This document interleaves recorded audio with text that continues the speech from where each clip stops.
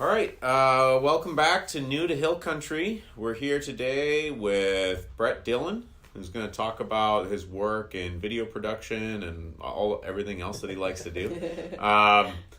And before we get into that, we'll talk a little bit just about our sponsors. Our first sponsor is SBG Texas, premier training location for jiu-jitsu and for both adults and kids. We have the Growing Gorillas program for our kids, which is growing every day. Work on life skills. We work on, martial arts that's going to really help a kid who's getting bullied and stuff, get them out of dangerous situations. And we also try to make sure they don't turn into bullies. Right. But, and then for adults, everybody starts off in a foundations program, and foundations program is just geared towards getting people get up, get free, get safe, just get away. We're not trying to train people for MMA greatness, even though SPG has some really high level MMA stars. The goal is really just for everyday people to be able to use something practical and something that's fun. And also our gym in particular, SBG Texas, has become really family friendly gym. So we have a lot of members who are just the whole family training, husbands and wives. Yesterday even, they were training together as partners, trying to crush the ladies, crushing the husbands. That was such a great scene to watch. It was really fun. I'm dreaming of some T-shirt logos like SBG Texas, choke your spouse. Right. Yeah, but really, I'm happy to see a lot of moms, wives who haven't really even thought of doing this kind of thing, but actually getting into this important technique learning activities with their kids and with their husbands. So it's been really wonderful. Everyone's got to work out. You might as well work out in a way that builds some skills that have value in other parts of your life. So something to think about. Our other sponsor is Element, the electrolyte mix. What do you want to say about that today, Kaylee? Element it tastes good. Yeah, it tastes great. It's got drinking some right now. Right, just salt, magnesium, and electrolytes. Nothing really harmful or bad for you. So it's kind of guilt-free drink that I rarely get to have. Even coffee, I always have to have that guilt. It's like, oh, this is my third cup today. No. Sure. So Element is great, and also just it makes you feel great, really well hydrated, kind of gives you that boost of energy. So I strongly recommend it. Yeah, I really always in the past just thought, I just have to drink a lot of water. But I've just seen it with the amount of training that I do and stuff. There's such a big difference. Like, you can drink large volumes of water and still feel kind of depleted and not like you're really... I don't know. I think I didn't even know in the past that I was underhydrated. I thought I was hitting my hydration needs for the most part, but I would still feel really sluggish and you just kind of think that that's the normal sort of. And then it was when I started taking this Element, it's like, oh, like all that brain fog didn't need to be there, and this sense of just feeling kind of springy again and kind of like you're energetic again. It's really pretty powerful stuff. I can tell you one thing that might be appealing to any of you out there who need to go to the bathroom 11, 20 times a day. If you drink a lot of water, that's me. I try to be good about drinking water, and just that means 20 trips to the bathroom. But Element doesn't do that. So that means that you're getting really, that water's absorbed in the system, and water just going through the system. So not to make this the Element podcast, but just you used to always have headaches all the time. I did, actually, and yeah. I remember I said, you gotta drink some more water, and then it's you wouldn't, because then you have to go to the bathroom 20 times, and but you rarely drank enough water. And now I mean, you have a headache here and there, but rarely, not like it was before, where it was it's 2:00 and Kaylee walks in the room and tells me she's got a headache. Okay, all right, normal. And then time for lunch, sort of, just really common stuff. So, anyways, segueing. Yeah. So Brett, tell us about you and Hill Country. What brought you to this part of the world? What do you like about it? And I mean, you can start from the beginning. You know, it was a cold night in March or whatever, and you know the midwife was called from the farm over or whatever.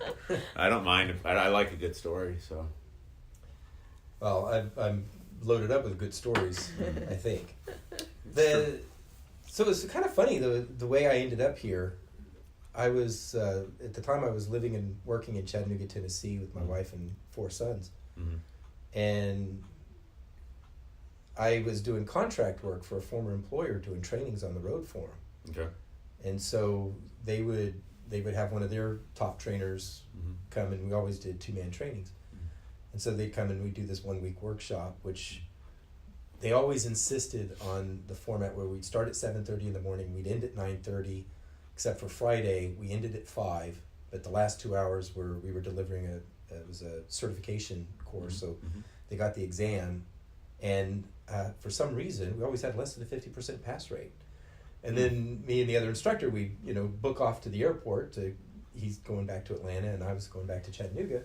And we sit there over beer at the airport, and he'd complain about the quality of the students we were getting. And I kept thinking, it's not about the quality of the students we're getting, it's about the way we're instructing. Sure.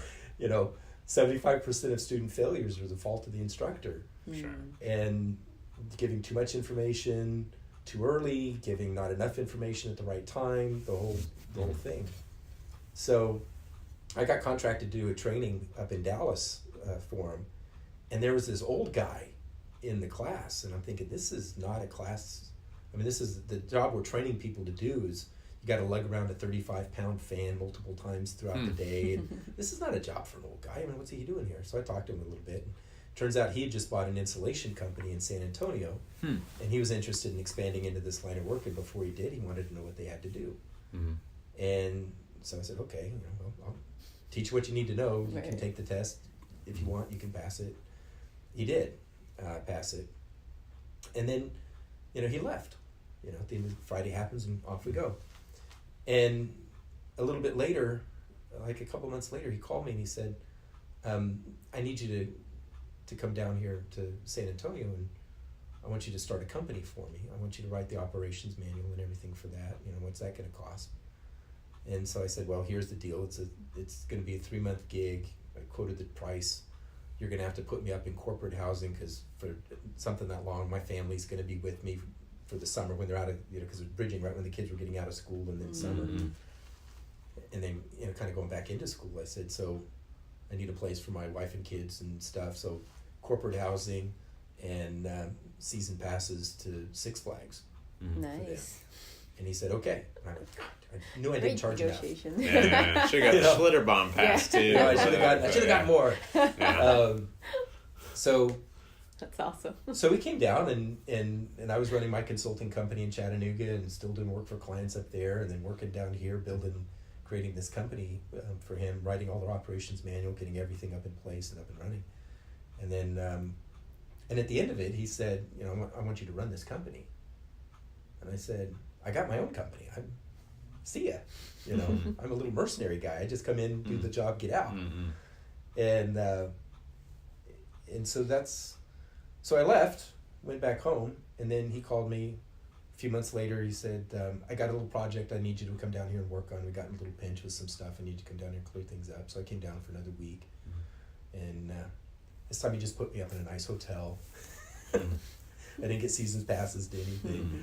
I just came down for a week, and then he offered again. I want you to run this company. And I said, I've got my own company. I don't work well with a boss. And he goes, I'm not talking about you being a boss. I want to be your business partner. I want you to run this company for me. And I said, okay, here's the deal. I do lots of consulting and training work as well, not just the actual work that we were training people for. So I'd have to do that. I said, well, we'll create a company for that. And I said, okay. So I said, the other thing is the wife and kids, they got to approve it. I'm not going to say one way or the other. I'll be taking a pay cut, but here's something. If I do this, here's something I want from you. And he said, what is it? And I said, I want you to teach me everything you know about the world of finance. So he'd come up as a CFO. He'd always worked in the finance end of things. and he'd come up through working as a CFO, and then he became a CEO. He was known as a turnaround CEO. So companies, when they would start getting into trouble, the boards would fire their CEO and bring this guy in, and then he would turn them around or divest everything, you know, but he would be the one making the hard shots and making those calls. And I said, I want to know what you know, because that's the one thing I lack, right? In the world of business, I don't know that. I don't know enough about that. So that's what I want from you. I want you to mentor me in that, if the wife and kids say yes. And he said, okay, that's a deal. So I go back to Chattanooga, and I get everybody at a coffee shop, and I said, you know, our oldest boy was going into his senior year, and he'd been at this school since kindergarten. It was a K through 12 school. And it was going into his senior year. He was guaranteed pretty much to be the valedictorian. And I was like, what do you guys want to do? I'm not voting, you know. So there's the 4 boys and the mom. What do you want to do? I just explained what was going to happen. I'm going to take a pay cut, but here's what I'm going to learn. And all the boys, every single one of them, said yes. And their mother said no. She did not want to move to Texas. And I was like, okay, well, you got outvoted, so it doesn't matter. We're moving. And you can either stay here or you can move with us. Oh, wow. So she decided to move with us. And so we moved here, and we ended up in Geronimo. That was a wild experience in itself, because we left Chattanooga the day we left like the 2 days before we left, the day before we left Chattanooga is when we discovered where we were going to be parking a truck when we got here. So we had a realtor looking in the Devera School District for a place to rent. And I had real simple requirements. It has to have a washer and dryer hookup, and it has to be in the Devera School District. And because my wife does not like clothes that have been hung on the line. I love the way they smell. My wife hates that smell. So I was like, okay, so it has to have washer and dryer hookup. So anyway, when we moved, we pull up at this house, and the realtor says, hey, do you want to go look around through this house and check everything? I said, are there any other houses available in the Devera School District with a washer and dryer hookup? And she said no. And I said, then why does it matter what the house looks like, whatever anything is? Sign the papers right there without taking a look at it. Off we go. And then I was commuting from Geronimo into San Antonio all the time. So I'm driving through New Braunfels and everything. And New Braunfels is just such a fantastic community. And there's like so much stuff going on. And Geronimo's between Seguin and New Braunfels. Okay. And we're literally like the small neighborhood that I live in is right on that boundary of the extra jurisdictional territories of cities. I see. So one of my neighbors down the street from us, half of his backyard belongs to the New Braunfels extra jurisdictional territory. That is funny. Is in the Seguin. So they've been negotiating about who's going to annex us. And I think we're going to end up getting annexed by Seguin at some point. But working out here, it was just phenomenal. And I got into working in the San Antonio area. And that was in 2007. And then 2012, I bought my business partner out for the company that we'd started for my consulting and training and everything else. And then he ended up selling his companies in like 2 years ago and retiring. He doesn't do much now anymore. But the reason why I wanted to come work with him, even though I was taking a good pay cut, when he was younger, he was working for a regional hardware chain, and a couple of the guys that worked there came to him with a business plan and said, Ross, we want you to be our CFO. We're going to start this hardware store going for the do-it-yourself kind of person. We want to do that. And he looked at their business plan and he said, it'll never work. No, it'll never work. And he turned him down. And those two guys went off and started Home Depot. And ever since then, Ross was always like, I never want to turn down another opportunity like that because I thought it wouldn't work. So he was always taking chances, always taking chances, always taking chances after that because he played it safe that one time. I see.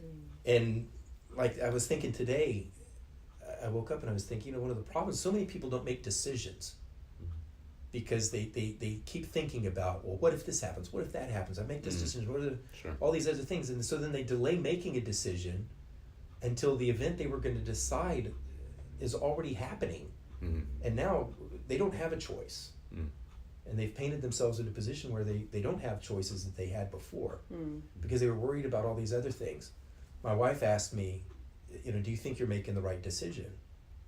I said, you never know if you made the right decision until after those events have taken place. Yeah, that's so true. All you have to do is use the best information you have available, make a decision, act on that decision, tweak things as more information comes in.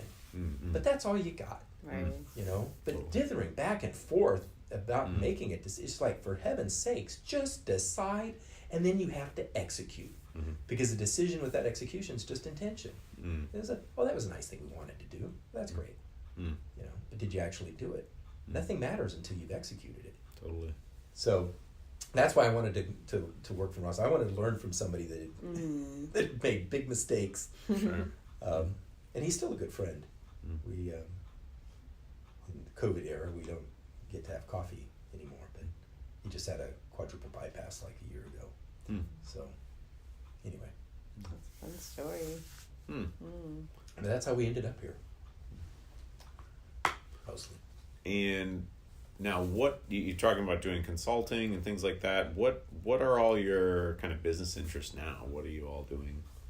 It sounds like you're doing a lot of different things, so just Right. lay it all out. So, my company is the Dillon Group Inc. And I hire polymaths. Right? You have to be good in lots of things, and not just shallowly good, but deep knowledge. And we hire people for that. I look for that in people. And so right now we do management, marketing, consulting for small businesses. We focus on the service industries. And occasionally we get clients that are manufacturers. Occasionally we get clients, like I've had some really large corporate clients. But our target is small businesses, small service businesses. And primarily it's just on the management and the marketing side. We operate several brands. I like to call them teams. So we've got one team that is Provocative Insights, and it's all about solving those wicked problems that people look at and just go, there's not an easy solution to this. And we like problems. We like solving puzzles. We like doing that. And so people hire us to do that. And we come in and solve those problems. We do market research. We do all kinds of things to help figure out exactly what's going on. Because we take a free-thinking approach to this. We throw out everything we think we know, and we say, okay, now what is the reality of the situation? What is it actually? What is actually happening here? Because so many times people get caught up in their own business, they can't see what's actually happening. I was talking with the CEO earlier this week, and he's created a family-like environment in his business. At the same time, it's led to a certain level of familiarity that now some of the employees are taking advantage of them. I see. Just like families do. Sure. Right. Just like families do, right? It's like, and I said, well, a lot of people want to have a family-like environment. My business, we're a family-owned company. And we create a very family-like environment, but we have boundaries. And we stick to those boundaries. If you don't have those kind of boundaries, then you're going to end up with a dysfunctional family, just like your regular family. Right. Except for now, these are the ones that are screwing up your business, not just your personal life. Right. So it's all about how do you create those boundaries and still maintain that friendliness and the sociability and all the rest of that you need. And so we spend a lot of time working with people to help develop those kinds of skills and things, executives and whatnot. It makes a lot of sense to me, just years of being a teacher, professor and stuff. Just I've seen professors that in there it's usually not family but want to be everyone's friend. Yeah. They want to have, and they will get really good reviews typically and stuff like that, but then it's also like, do they really create outstanding educational do they reach outstanding educational objectives? And the answer is 99% of the time, no. Yeah. Like, because they're the guy that's like, hey, I didn't do my paper, is that okay? And it's like, that's cool, you know, and it's like, and it's always, that's cool, until suddenly it's like, hey, actually, grades for the entire semester were due last week, and you never got that paper in, and like, and then they're like, well, you said it was okay, and people, I don't know, I've seen students try to play that all the time on like the professorial side of it, like, and you really just have to have a pretty set idea, and you have to, like you said, you have to have the boundaries, like you have to define what are the boundaries here. It's good to have some leeway and stuff, but yeah, you can't be too much someone's friend. You have to sometimes just be trying to achieve a basic goal and everything. And the same thing can be said for like parents too, right? Like some parents just feel like they need to be their kids' best friends, and that's good too, but parents are the ones who set the boundaries, you know, as the head of the family, and if you don't do that job well, then yeah, things can go pretty bad. Parents got to parent. Right. Like, and That's their parenting's job. not always fun. Like there's times where it's like you have to be unpopular and tell the kid, you need to stop that, and that's not good for your long term and stuff, and you can't see that now, but I'm gonna have to lay down the law here and like stop that, because my job, I don't know, I feel pretty strongly that my job isn't to be friends to the kids, is to be a dad to the kids, like, and it doesn't mean a dad is an unfriendly role, but it doesn't mean it's also like, there's just a difference between being a friend and being a dad. So Yeah. One of my sons, when he was a teenager, he stood up and said, "You're supposed to be my friend." And I said, "That's not my job. Right. My job is to help you become an adult. Right. Totally. Right. That's my job. Right. Totally. Nowhere in there is the word friend. Right. Right. Yeah, we're totally. not friends, so totally. period. Get your act together. Yeah. Here's what adults do. Totally. But I really like what just like what you were saying about kind of the teams and how to set the boundaries and stuff. Been kind of thinking about it because we are operating this gym with just the two of us, and we play a lot of roles. We wear a lot of hats. You know, we're business partners, we're coaches, we're colleagues and all. We sometimes sleep together too, but it's really occasional. Like, but just like we started thinking about, like, at one point we're going to have employees. Yep. And that's going to be a very different dynamics that we're going to experience.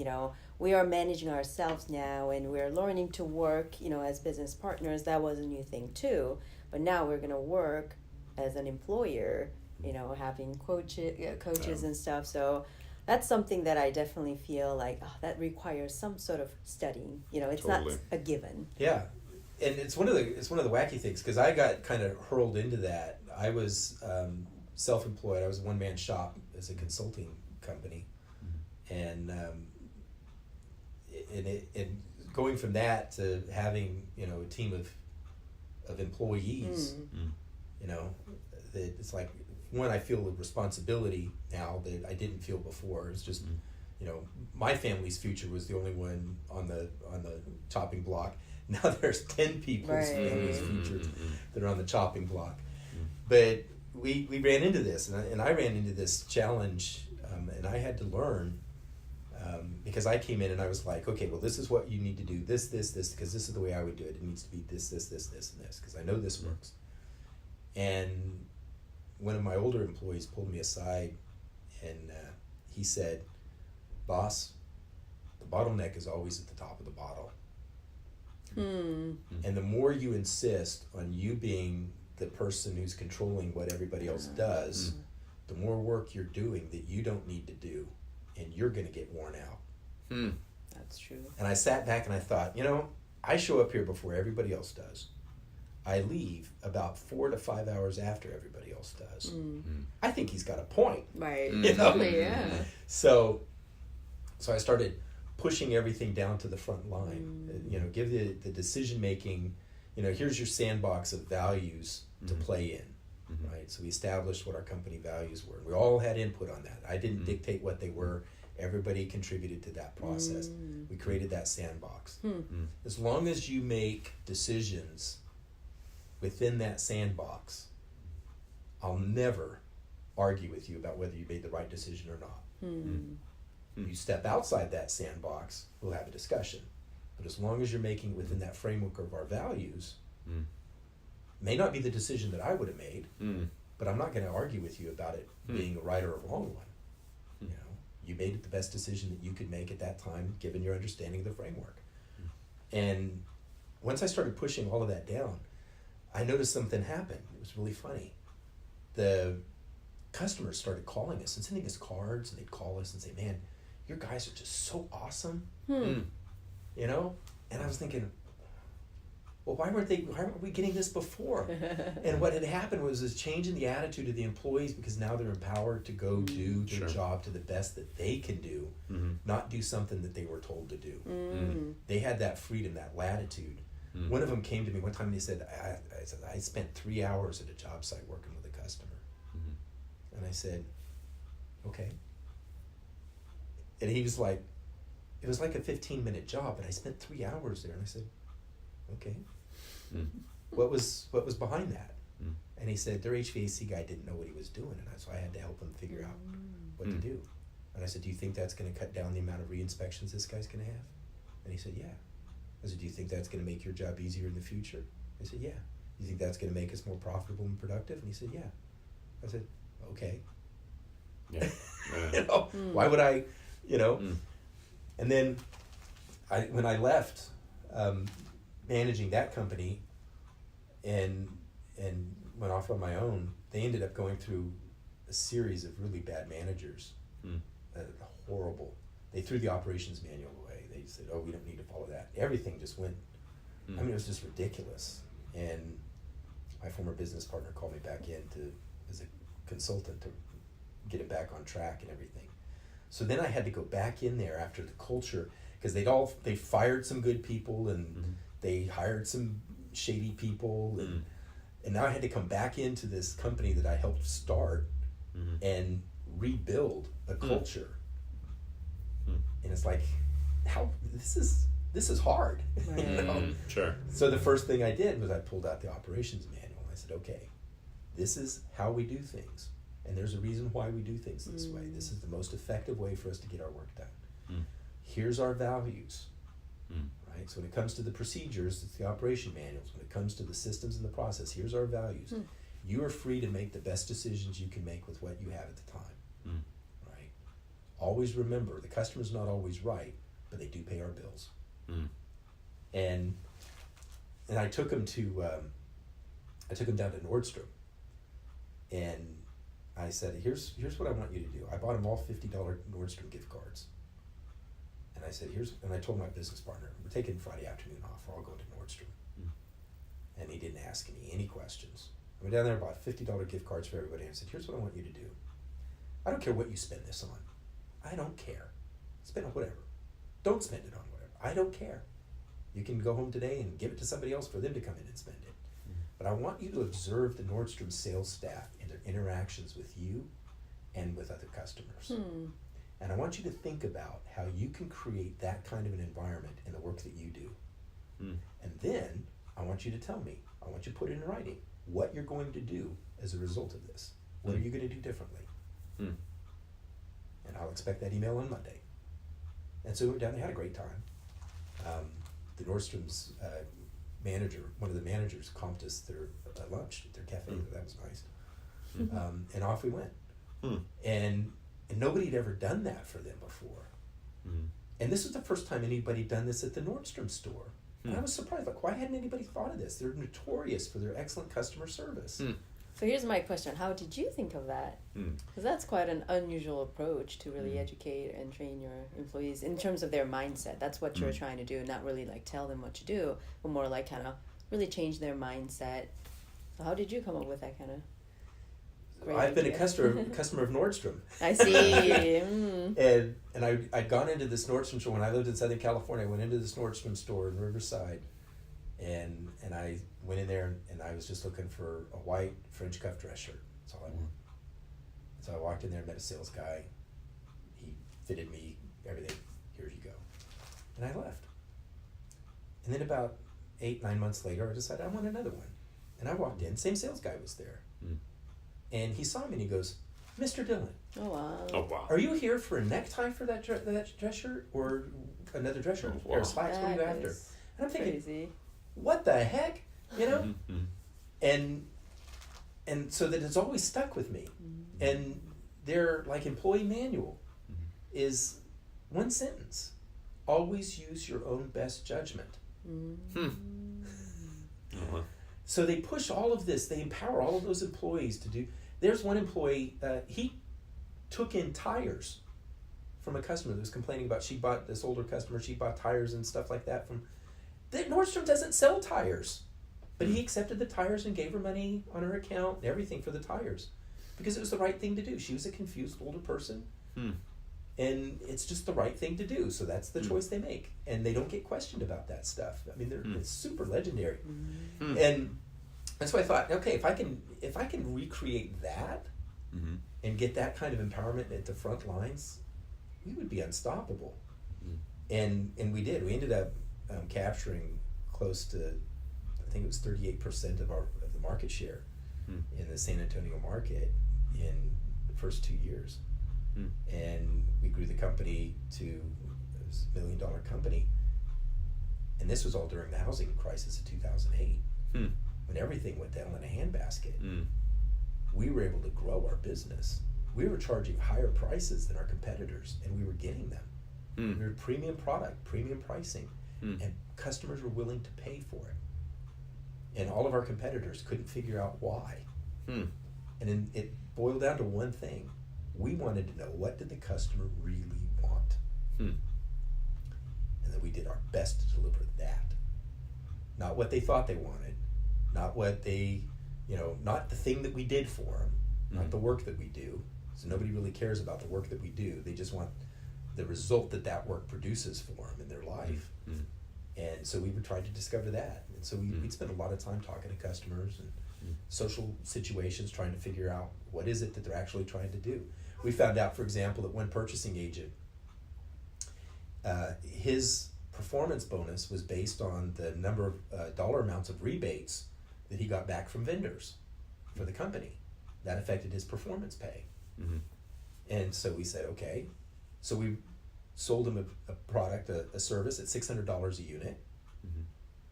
And then they paid us net 30, and then net 45, we would rebate him $150. And we ended up netting $100 more per unit in pure profit than our competitors. Our competitors were coming in and saying, with these low prices, well, here's what we want, because all they care about is low prices. The guy who's making that decision, the company may say we care about low prices. The guy who's making that decision is thinking about his performance pay. How am I going to get a good performance bonus? Well, I need to have rebates. He doesn't care what the price is as long as he's going to get a good rebate. We figured that out. We came in. We were $100 pure profit added every time our guys went out to one of his projects. Simply because we found out what that guy really was interested in. And, again, you have to think about who is the actual customer. Who's the person? So many people think the customer is the person who says yes. The real customer is the people who can say no. Because there's lots of people who want to say yes, but they don't have the authority. To actually be a customer, they have to have the willingness to pay, they have to have the ability to pay, and they have to have the authority to pay. So you can have people that have the willingness and the ability, but if they don't have the authority, they're not the customer. Right. And so you have to, the person who has the authority to pay is the customer. And so we always try to figure out who that is. What is it that they're looking for? Why are they looking for that? What's driving that? What job is it they're trying to accomplish in their life? And I'm a big fan of Clayton Christensen's theory of jobs to be done, and as well as his theory on disruptive innovation. But we get into this and we're always looking at our customers going, what is it they're actually trying to accomplish? And so we don't give our customers what they ask for. A lot of times we give them what they need. But I've learned over the years that you just have to be. One person described me as ruthless in my honesty. And it's like, you have to be. And this is also a good reason to get paid up front. A lot of times people want you to just come in and say, you know, oh yeah, everything you're doing is just awesome. You guys are so wonderful. I'll see you next year. You know, blah, blah. It's like, no. You know, there's a reason you brought me in here. You couldn't solve your problems. So if you keep thinking about the problems the way you've been thinking about it, you're going to get the same solutions you've always gotten. You brought us in because you wanted those things fixed. So I'm going to tell you, here's what you're going to have to do to fix them. If you like it, great. If you don't like it, great. You're still going to have to do it to get it fixed. And too often people just, they're unwilling to accept that what they wanted to have happen in life wasn't going to actually happen. But they're always grateful afterwards when they get to see the results. But you run into those, there's a few of them out there that just, they're not going to be happy with anything. And so we weed them out up front with high prices. That's not a bad idea. Well, you know, you get rid of a lot of tire kickers with a premium price tag. And a lot of times people don't understand, particularly in small service businesses, they don't understand. They're so happy doing all this work. But if you're so busy doing the work that you don't have time for a life, your price is too low. Raise your price. You'll become more profitable, you'll have more money, and you'll have more life.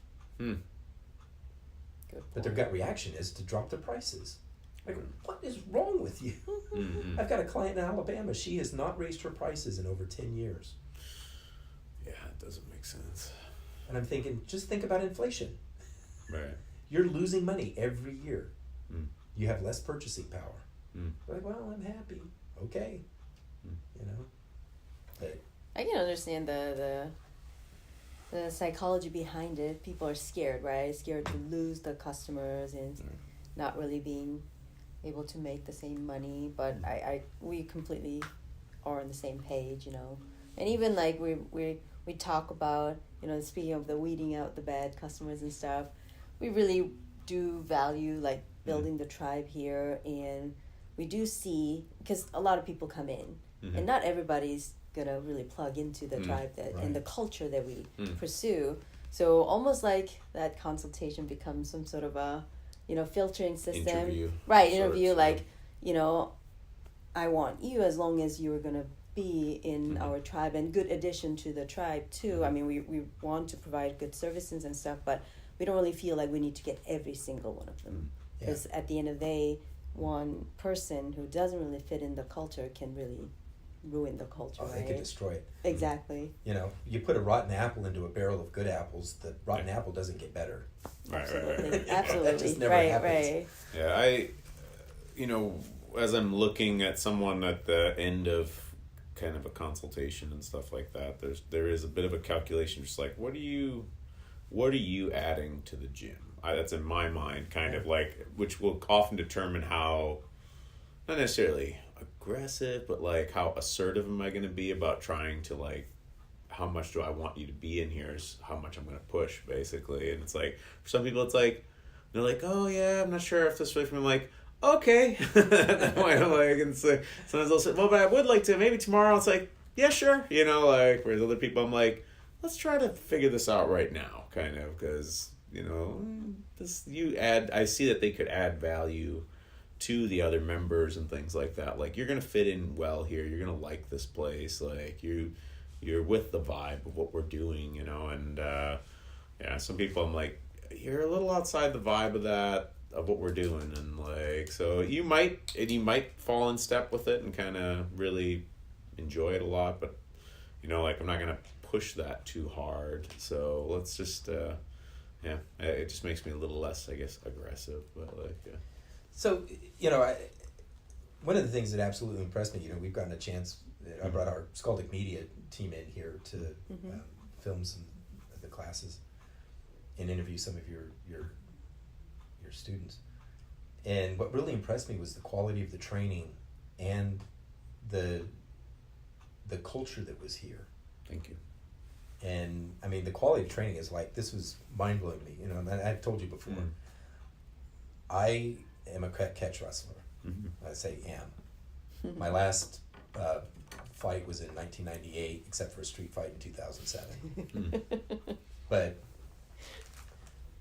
and my uncle, that was my mom's uncle, was a catch wrestler in Texas back in the 1930s with the carnivals. And so I always looked at Brazilian Jiu-Jitsu as lazy wrestling. And I'd watch the MMA fights and go, God almighty, this is horrible. And partly because of other things I did for a living, and partly and mostly because of the wrestling, have had 8 concussions, and I've been knocked out once. And I got knocked out with a suplex, a German suplex, dumped right on top of my head, top of my head, in a ring in England. And that was a disastrous fight. But I almost won that one too. As I've gotten older, I've been paying a price for that, right? I never intended to live past the age of 35. I just guessed the occupations that I was choosing, I wasn't going to live that long. There was not a big life. You didn't see a lot of old people doing that kind of work. And so I just figured that was going to happen. And then I hit 35 and I was like, oh, maybe I should slow down a little bit now. Let's keep going. And now that I'm in my 50s, I'm paying a serious price for that. And it occurred to me that catch wrestling for me is it's great. I love it, right? It informs my attitude as an entrepreneur. It informs it's so much my identity is embedded in that. But the great eraser. But I'm at a point now where I need to be able to get away and not stand and fight. Right. When I was in that street fight in 2007, I got accosted by a street gang. And I thought there was only 5 of them, but the police said there were 10. I'm not going to argue with them. I felt like there were 10. And they surrounded me in the street and punched me in the back of the head while I was confronting this one. It's like, well, if you're going to try to hurt me, the head is the last place you want to punch me, because that's not going to do anything. Punch me in the kidneys, I'll drop like a sack of potatoes. But, but he punched me in the head. And so that was what it started off like. So then I get punched and turn around and go after that guy, and another guy behind me punched me in the head. So I never went down. And I fought my way and got my back up against this nightclub, against the wall. And then it was just a lot of dirty boxing and tie knee jabs and pulling somebody in and just beat the crap out of them and use them as a human shield. And so their buddies are beating the crap out of them, and and then they drop, and I grab somebody else and grab them by the ears and just go at it. And then I worked my way down to the corner of the building and then dashed out into the street and backed up, so we had about 10, 15 feet between us. And I was like, all right, nobody's behind me now. Y'all in front of me. Let's go. Let's go. You want to fight? Let's go. And they didn't want to fight anymore. Sure. And that took, it took like 30 seconds for the ring rust to fall off. But I ended up, in 2015, breaking a bone in my foot, in my right foot. I'm sorry, in my left foot. And then in 2016, I broke a bone in my right foot. And then in 2017, I broke it again. Jeez. What are you doing? I was playing golf in a cornfield. And I'm a horrible golfer. And it was for a short film that this young kid was directing, and they asked if I would be in it, and I was like, sure. And so it involved me golfing out in this field. So I did it, and I hit the shot, and the first time ever, I actually hit a beautiful golf shot, ever. I mean, the ball went right where I was, and I was like, yeah. But as I did it, I heard the snap.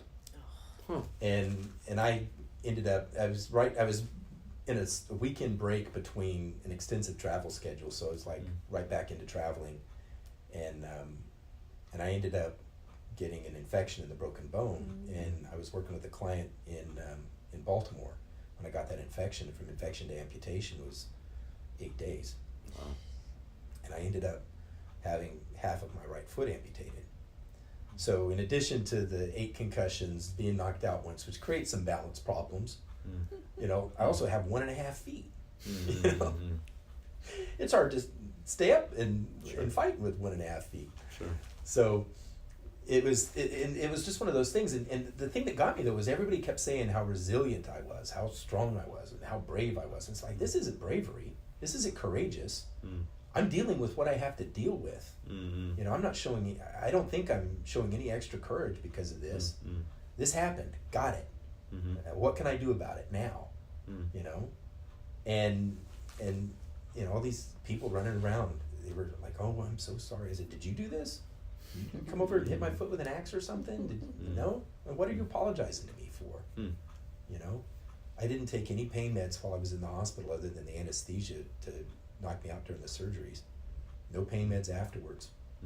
And I was kicked out of the hospital on a Friday, and Monday I was teaching class out of a wheelchair. And people look at me and they go, you know, you're not normal. And I go, I don't know what normal is. You know, I don't know. I don't know what any of that means. I don't know what that is. This is me.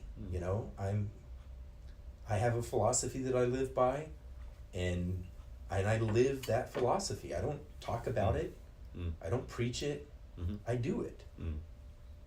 And why would you not? Like, why would you worry about the consequences of decisions? Make a decision. Make the best decision you possibly can right now. Make it.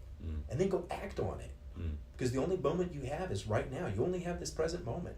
The past is gone. The future is not guaranteed. You got now. That's it. So do what you can do now.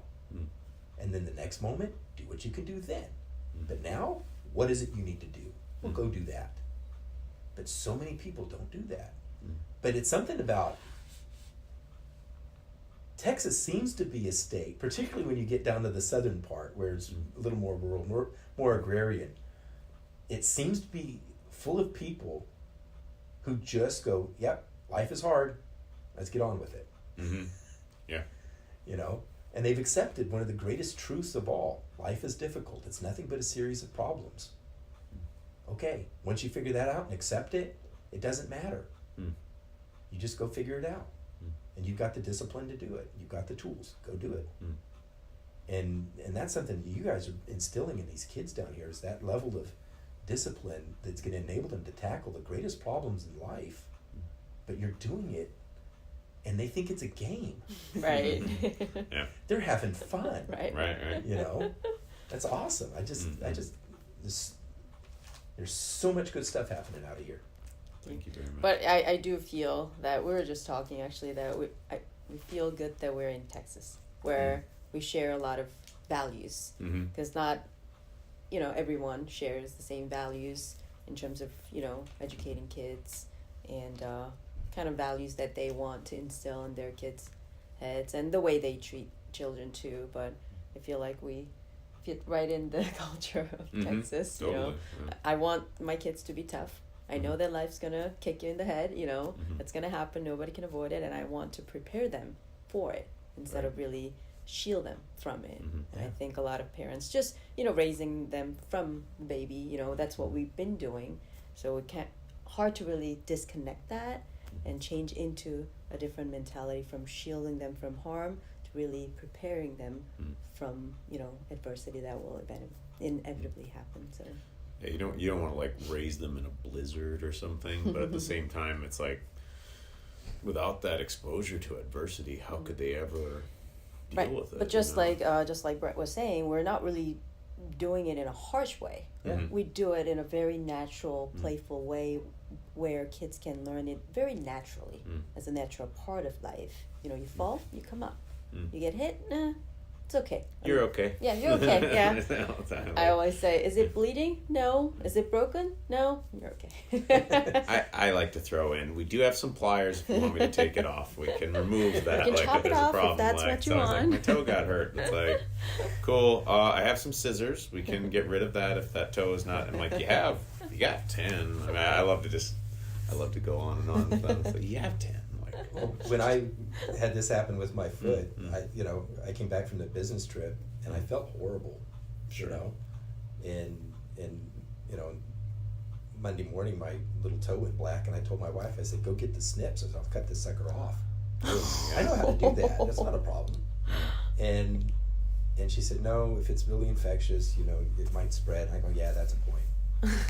So I But went there. you did mention before in our previous conversation that you have a bit of a higher tolerance for pain. Is that a factor, you think? It's something genetic. My older brother has a high tolerance for pain. My younger brother has a high tolerance for pain, and my dad had. Okay. He's dead now, but he had a high tolerance for pain. So naturally tougher than the average, I suppose. Well, and we were just raised. Okay, it's not the actual pain that hurts. It's the fear of the pain. That is so true. Sure. I completely agree. And with so you. then once you just accept that this is going to hurt, Right. and you take away the fear of it going to hurt, you just say, yes, this is going to hurt. And you take away that fear, it doesn't hurt as much as you think That's it's going actually to. true. And, you know, my older brother cut the end off, almost cleanly cut the end off of one of his fingers, and he went back to his house and super glued it back on, wrapped it in duct tape, went back to work. My younger brother got bit by a dog, clean through. Oh my God. Teeth met teeth through his forearm. And for a second, he could see clean through his arm. And then everything went. And so he went to the hospital and got shots and everything. And then Back to work. back to work. Wow. You know, it's like we just, okay, it's going to hurt. Let's go. Just yesterday, I was at my surgeon's office. I've picked up another infection in here, in my hoof. And he did some work on it and everything, so I've got it packed with gauze, and it's draining and everything. And one of my employees was with me, and she's like, "Does that hurt?" And I go, "Yes, it hurts. Of course it hurts. Of course. Yeah. But, you know, what am I going to do about it? You know, you just accept that it hurts and get on with it." And then my doctor, this morning, she was telling me that you shouldn't endure pain if you don't have to. And I said, but if I don't endure the things in which I have a choice, will I break when I don't? See, so many people prepare for the competition. They prepare for the competition. They prepare for the competition. They're always preparing for this future event. I got news for them. The competition is now. You're in the event already. That day, that's just when you get an award. This is the competition. This is where the grind takes place. This is where you have to do the things that other people aren't willing to do. Small business owners, this is when, you know, it's not some future thing. Every single day you get in the arena, every single day you're in it. You're in it up to your eyeballs. You just need to recognize it, right? And you don't get a chance to slack.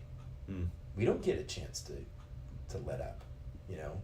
You know, when you're in a match and you feel your competitor kind of ease up a little bit, that gives you an opening. That gives you a shot. You take it, right? And every day we're out there doing our work, every day. And so many people just think about that competition thing. It's something down there. Congratulations, you're in it now. And I always approached my training that way. I always approached, you know, when I was a professional fighter, I did that. When I was doing security work in Central America, I did that. When I was a surveillance operative, I did that. You're in the game. Every single moment, you're in the game. There's no future event that you're preparing for. It's now. You prepared for this now. I really like that. I think that really helps you.